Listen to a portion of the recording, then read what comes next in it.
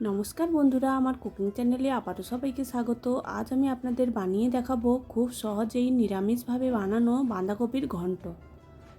তারপর আমি এখানে কিছুটা বাঁধাকপি কেটে ধুয়ে পরিষ্কার করে নিয়েছি, মটরশুঁটি ছাড়িয়ে সেটাও ধুয়ে নিয়েছি, কিছুটা আলু ডুমো ডুমো করে কেটে ধুয়ে পরিষ্কার করে জলে ফেলে রেখেছি। তারপর গ্যাসের মধ্যে একটা কড়াই বসিয়ে ওতে কিছুটা সাদা তেল দিয়ে দেব। তেলটা ভালোভাবে গরম হয়ে এলে ওর মধ্যে হাফ চামচের মতো লবণ ছড়িয়ে দেব। আলুগুলো দেওয়ার সময় তেল যাতে না ছিটিয়ে আসে। তারপরে ওর মধ্যে আগে থেকে কেটে রাখা আলুগুলো দিয়ে পরিমাণ মতো হলুদ দিয়ে ভালো করে মিশিয়ে নিয়ে ঢাকনা দিয়ে কিছুক্ষণ রান্নাটা করে নেব। এইভাবে ঢাকনা দিয়ে দিলে আলুগুলো প্রায় সেদ্ধ হয়ে আসবে। তারপর ঢাকনাটা খুলে ভালো করে নেড়ে চেড়ে আলুগুলো লাল লাল করে ভেজে নামিয়ে নেব। আলুটা ভেজে তুলে নিয়েছি। ওই তেলের মধ্যে আরও খানিকটা সর্ষের তেল দিয়ে তেলটা ভালোভাবে গরম হয়ে এলে ফোড়নে দিয়ে দেব দুটো তেজপাতা, কয়েকটা শুকনো লঙ্কা, গোটা জিরে আর গোটা গরম মশলা দিয়ে ফোড়নটা ভালোভাবে ভাজা হয়ে এলে 1 চামচের মতো হলুদ গুঁড়ো দিয়ে দেব।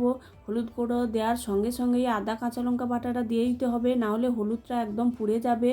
আদা কাঁচা লঙ্কা বাটাটা দিয়ে সঙ্গে সঙ্গে নেড়ে নিতে হবে।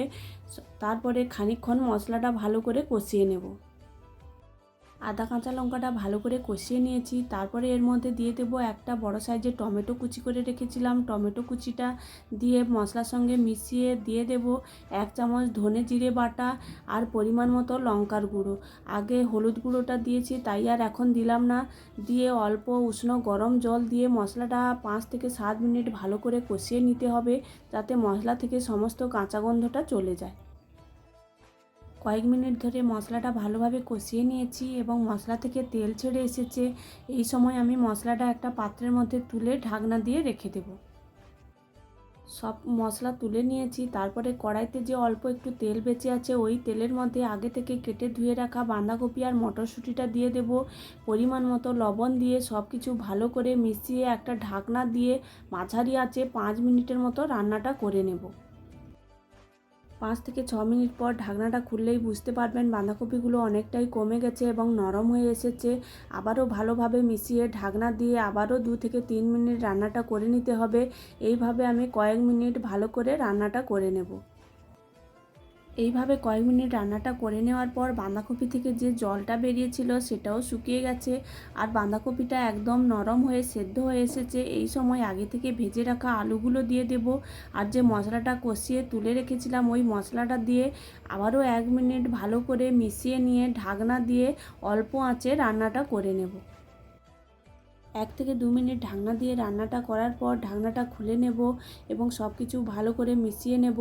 আলুগুলো ভাজার সময় প্রায় সেদ্ধ হয়েছিল, এবারে একদম সেদ্ধ হয়ে গেছে। খুন্তি দিয়ে আলুগুলো হালকা ভেঙে ভেঙে নেব এবং সব কিছু ভালো করে মিশিয়ে একদম শুকনো শুকনো করে নেব।